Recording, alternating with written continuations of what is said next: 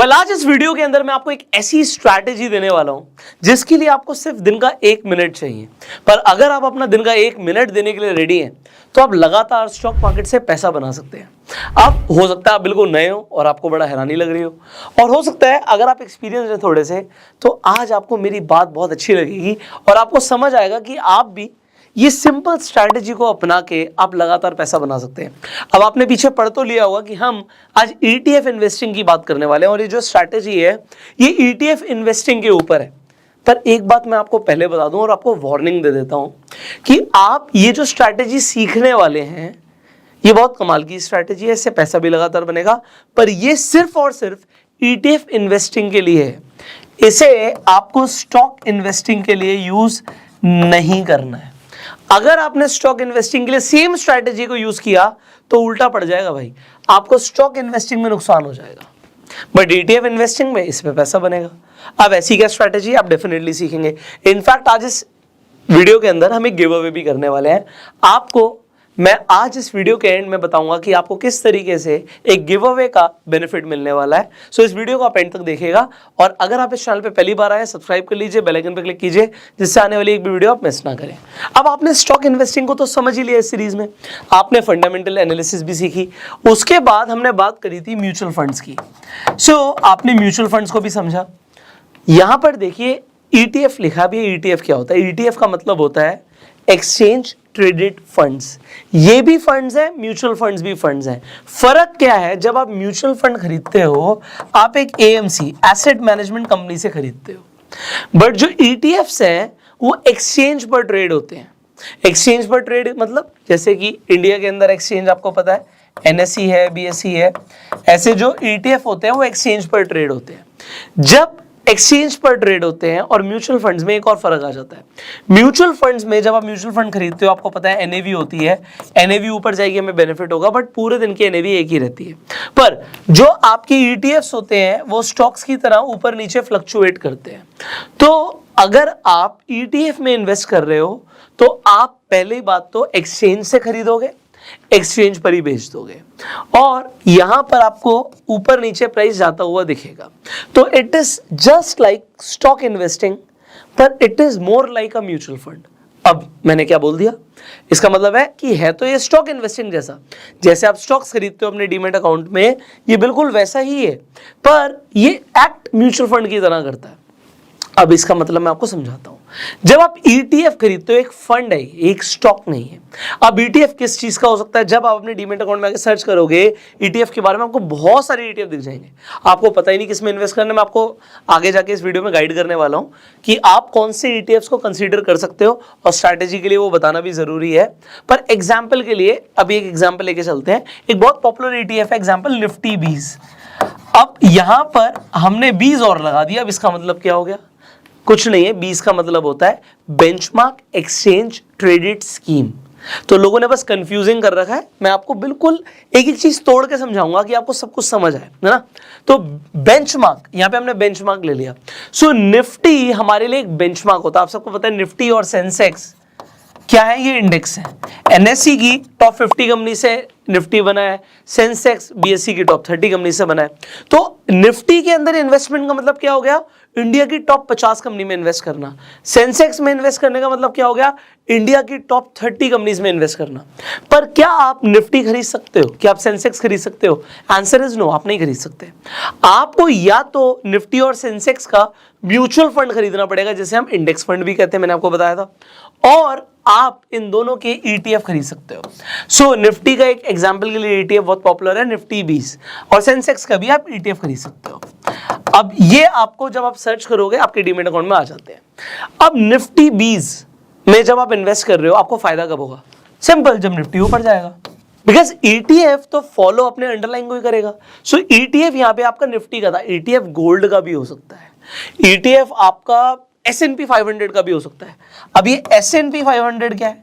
जैसे इंडिया की हम टॉप 50 कंपनीज की बात कर रहे हैं, US की अगर हम टॉप 500 कंपनीज की बात करें सो उसके इंडेक्स को हम क्या बोलेंगे? S&P 500।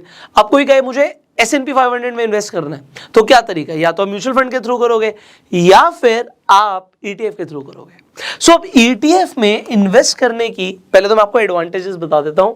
ETF में इन्वेस्ट करने की एडवांटेजेस ये है कि एक तो डाइवर्सिफिकेशन का बेनिफिट मिल जाता है। आप एक स्टॉक में इन्वेस्ट कर रहे हो, आपको लग रहा है बहुत अच्छा स्टॉक है, बट उसके बाद भी वो ग्रो नहीं हो पा रहा। बट एक चीज क्लियर है, stock can be zero, ETF zero नहीं हो सकता। क्यों ETF जीरो नहीं हो सकता? क्योंकि वो बहुत सारे, या तो आप कह सकते हो स्टॉक से मिलकर बना है। एग्जाम्पल के लिए अगर आपने S&P 500 में इन्वेस्ट किया या आपने निफ्टी 20 में इन्वेस्ट किया, तो आपने 50 कंपनी 500 कंपनीज में इन्वेस्ट किया, तो एक कंपनी फेल हो सकती है, दो कंपनी फेल हो सकती हैं, सारी कंपनीज फेल नहीं हो सकती। तो इसलिए ETF में कभी भी किसी को ऐसा आप सुनोगे नहीं केस कि हमने ETF में पैसा लगाया था और हम बर्बाद हो गए। ऐसा नहीं होता कभी। क्यों नहीं होता? क्योंकि आपने डाइवर्सिफिकेशन का फायदा ले लिया। स्टॉक में हो सकता है किसी आपने पेनी स्टॉक में इन्वेस्ट कर दिया, आपका पैसा डूब गया क्योंकि वो स्टॉक डूब गया।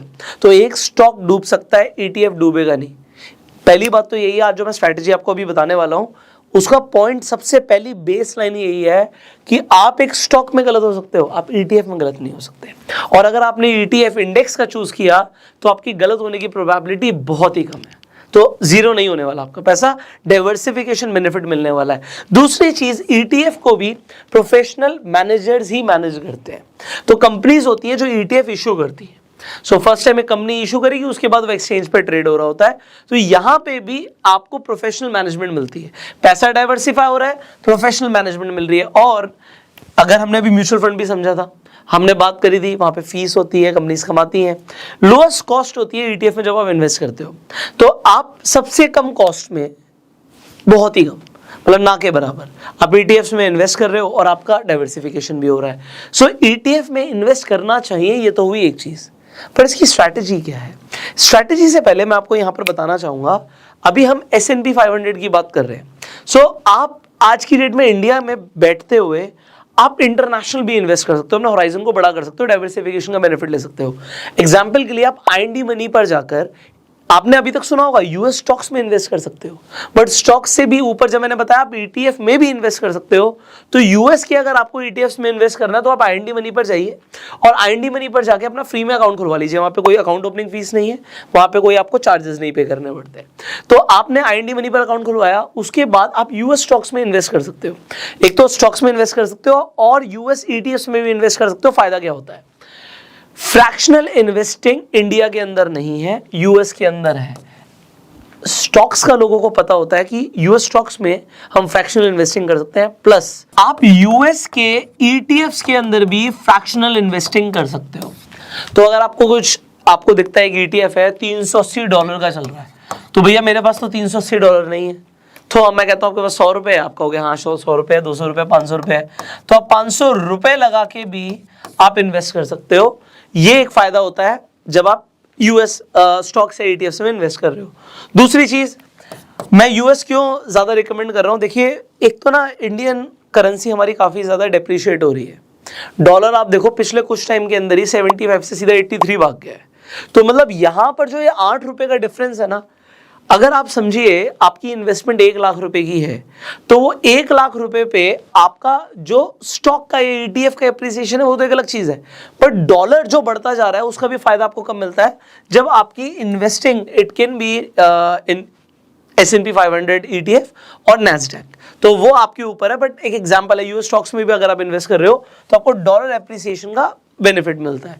तीसरी चीज, अगेन पोर्टफोलियो डाइवर्सिफिकेशन, कि हमारी इंडियन स्टॉक्स में इन्वेस्टमेंट है तो थोड़ी बहुत आपकी अब्रॉड भी हो सकती है। तो अगर आप US की टॉप 500 कंपनीज में इन्वेस्ट कर रहे हो तो आपको डाइवर्सिफिकेशन का बेनिफिट मिल रहा है। अब यहाँ पे एक रिवॉर्ड मैं आपको दे देता हूँ, पहले गिव अवे की बात करते हैं फिर स्ट्रैटेजी पे जाएंगे। गिव अवे आप सबके लिए ये है कि आप लोगों को टेस्ला कंपनी का 1000 रुपए का फ्री शेयर मिल सकता है। कैसे? IND मनी पर जाके आप फ्री में अकाउंट तो खोल ही रहे हैं, जब आप अपना वहां पे US स्टॉक अकाउंट खोल लेते हैं और उसमें पहली बार फंड्स ऐड करते हैं तो आपको IND मनी की तरफ से अप टू 1000 रुपीज का टेस्ला का शेयर मिल जाएगा।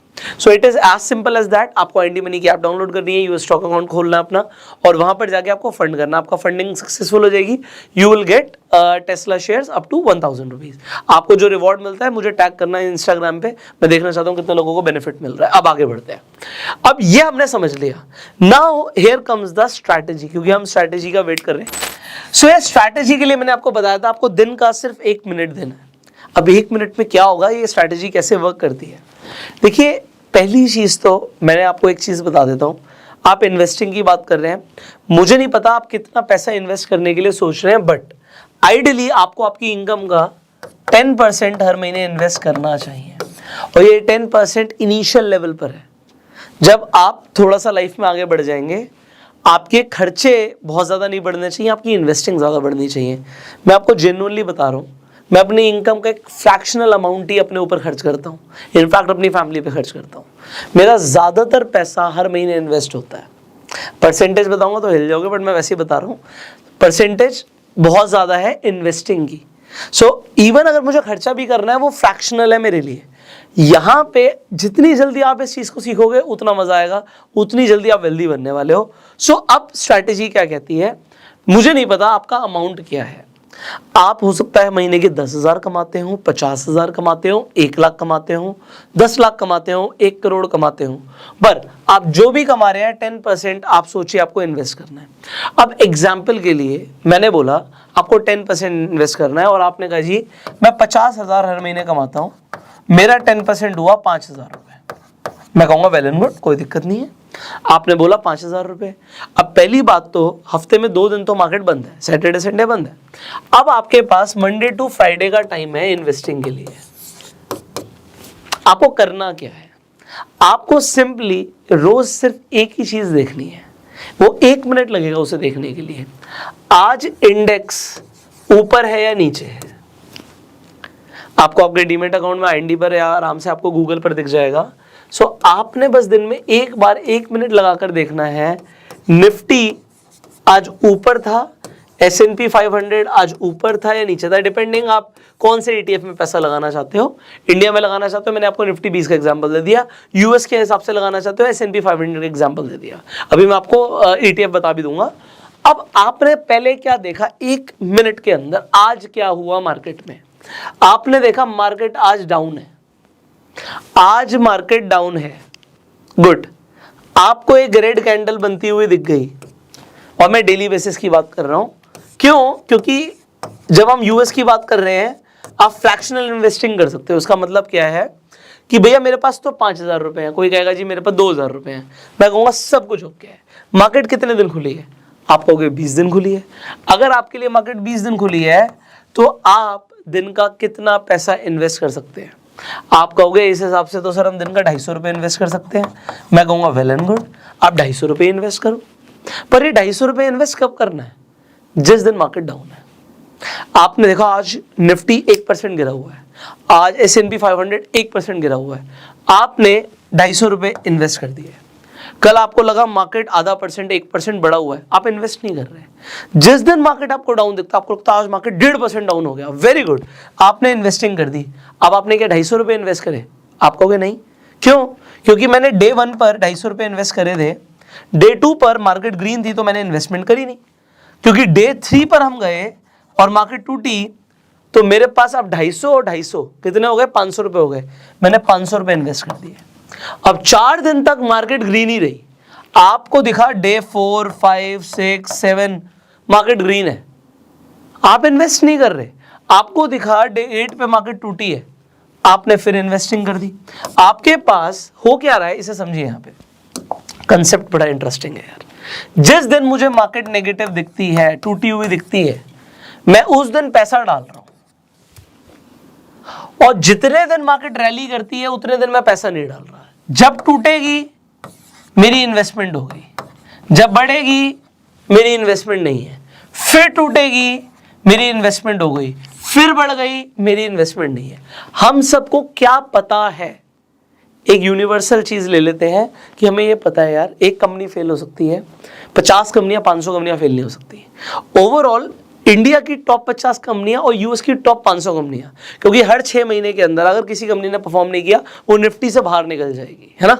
आपको पता है कि निफ्टी के अंदर टॉप 50 ही रहेंगी, तो टॉप 50 कंपनीज ने तो ग्रो करना है, this is what we know. So जब आप ETF में पैसा लगाते जा रहे हो, आपके फेलियर का चांस क्या है, ऑलमोस्ट 0। और आप इन्वेस्ट कब कर रहे हो, जिस दिन मार्केट टूटी हुई है, जिस दिन टूटी हुई है। आप कहते हो जी मेरे पास 50,000 रुपए हर महीने इन्वेस्ट करने के लिए, वेरी गुड, आप दिन का 2,500 रुपए इन्वेस्ट कर सकते हो। अब अगर आप दिन का 2,500 रुपए इन्वेस्ट कर सकते हो, जिस दिन मार्केट टूटी आपने 2,500 डाल दिया, 10 दिन तक मार्केट ग्रीन थी, कोई दिक्कत नहीं है भाई। जिस दिन रेड आएगी आपके 25,000 रुपए इकट्ठे हो गए, आपने 25,000 रुपए की इन्वेस्टमेंट उसी दिन कर दी, बूम। क्योंकि फिर जब मार्केट ऊपर जाएगी ये 25,000 ही सीधा 35,000 दिखेंगे अकाउंट में आपको। और अभी तो हम बेचने की बात ही नहीं कर रहे, क्योंकि mutual fund investing, stock investing या ETF इन्वेस्टिंग हम तो सालों के लिए करते हैं मेरे भाई। रिटर्न्स खतरनाक मिलने वाले हैं। ये स्ट्रैटेजी आपको लगातार पैसा कमा के देगी। और ETF आप देखो, निफ्टी भी 190 रुपए यार, कुछ भी नहीं है। आपको सेंसेक्स का ETF 600 रुपए के आसपास मिल जाएगा। सो यहां पे आपको समझना क्या है कि लगातार इन्वेस्टिंग करते जा रहे हैं हम। और यूएस स्टॉक्स में इन्वेस्ट कर रहे हो तो भैया जितना मेरा अमाउंट आ रहा है मैं उतना ही डाल दूंगा, 250 के हिसाब से बन रहे हो तो फ्रैक्शनल इन्वेस्टिंग है। आपका पैसा ग्रो होता हुआ दिखना चाहिए, ये इंपॉर्टेंट है। स्ट्रैटेजी कैसे लगी कमेंट करके बताना, सिंपल स्ट्रैटेजी है। इस कोर्स में अभी हमने इन्वेस्टिंग को बहुत अच्छे से समझ लिया है। Stock investing, fundamental analysis, mutual fund investing, SIP compounding and ETFs। अभी तक आपको समझ आ गया। और मैं आपको बताऊं, इन्वेस्टिंग के लिए इतना काफी है। अगर ऐसे ही आगे चलते रहोगे तो बहुत आगे बढ़ जाओगे। And my best wishes are with you. आप इस वीडियो को यहाँ तक देख रहे हैं, मतलब आप सीरियसली इंटरेस्टेड हैं अभी आगे और बहुत कुछ सीखने में, बिकॉज इस सीरीज के अंदर अभी बहुत कुछ बाकी है। सो आप बने रहिए हमारे साथ। अगर आपको वीडियो अच्छी लगी, आपको इसमें से वैल्यू मिली, इस वीडियो को शेयर जरूर कीजिएगा और अपना प्यार देने के लिए लाइक कर दीजिए। फाइनली मैं आपको मिलूंगा अगली वीडियो में, बट एक चीज रह गई थी यार। आप कहोगे सर वो S&P 500 के वो रह गए थे तो बोनस दे देता हूं मैं आपको। सो यहां पर आपको 2 ETF दिख रहे हैं, एक तो S&P 500 वैंगार्ड ETF दिख रहा है और S&P 500 ETF SPDR आपको यहां पर दिख रहा है। आपको IND मनी पर ये दोनों आसानी से मिल जाएंगे। इसमें आप चाहें तो फ्रैक्शनल इन्वेस्टिंग कर सकते हैं। अब I will see you in the next video. I hope this video was valuable, but मैं इसे बहुत लंबा नहीं करना चाहता क्योंकि अभी बहुत कुछ बाकी है आप लोगों के लिए। So like this video right now and subscribe and bell icon पे जरूर क्लिक करना, वरना कल सुबह जो 9:30 बजे वीडियो आने वाली है वो मिस हो जाएगी। So see you in the next video. Till that time, you go self-made. चलिए अब आपको एक बोनस भी दे देते हैं। पहली चीज तो मैंने आपको मना किया था कि इस स्ट्रैटेजी को स्टॉक्स पे आप मत इंप्लीमेंट कीजिएगा। उसका रीजन ये था कि स्ट्रैटेजी के अंदर हम एवरेजिंग करें, क्योंकि हमें पता है कि जो इंडेक्स है वो आज नहीं तो कल ऊपर जाएगा। बट अगर आप किसी स्टॉक के अंदर एवरेजिंग कर रहे हैं तो स्टॉक जीरो हो सकता है। अगर कोई स्टॉक आपको दिखता है 100 रुपए का था, फिर आपने उसे 80 पे भी खरीद लिया, आपने उसे 60 पे भी खरीद लिया और अब वो 50 का हो गया है। अब आपको लग रहा है ऊपर जाएगा, आपका पैसा नीचे डूबा हुआ है। बट इंडेक्स को ऊपर जाना, आपको पता है कि आज नहीं तो कल इंडेक्स ऊपर जाता है। तो ये एवरेजिंग आपको स्टॉक्स में भारी नुकसान दे सकती है। This is point number 1। दूसरा क्या है, जब हमने म्यूचुअल फंड्स की बात करी थी, उसमें SIP की बात करी थी, या फिर स्टॉक के अंदर भी SIP की बात करी थी, तो आप कर सकते हो SIP कोई अच्छे स्टॉक में, कोई अच्छे म्यूचुअल फंड के अंदर। पर होता क्या है, उसकी आपकी डेट डिसाइडेड होती है। एग्जाम्पल आपने कहा 1st को होगा या 10th को होगा, तो हर महीने की 1 तारीख को 10 तारीख को आपकी किस्त कटती रहेगी। अच्छा, इसमें कोई नुकसान नहीं होता, ये EMI बाउंस जैसा नहीं है। कुछ लोगों को लगता है हमने SIP करा ली तो अगर वो बाउंस होगी तो कुछ नुकसान हो जाएगा, कुछ नहीं होता। वो कुछ छोटे मोटे चार्जेस हैं, अदरवाइज उसमें आपको कोई सिविल इफेक्ट नहीं होता, कुछ नहीं होता। बट अब 1 तारीख को और 10 तारीख को हर महीने करते जा रहे हो। अब हमें नहीं पता उस टाइम पे मार्केट कैसी है। एवरेजिंग यहाँ पर भी हो रही है, वॉलेटिलिटी से आप तब भी प्रोटेक्टेड हो, पर हो सकता है मार्केट जब ऊपर थी तब आपकी इन्वेस्टमेंट्स होती जा रही थी और आपकी 10 तारीख को इन्वेस्टमेंट हो गई, उसके बाद 10 तारीख से लेके 20 तारीख तक लगातार मार्केट गिरी है, पर उसका आपको फायदा नहीं मिल पाया।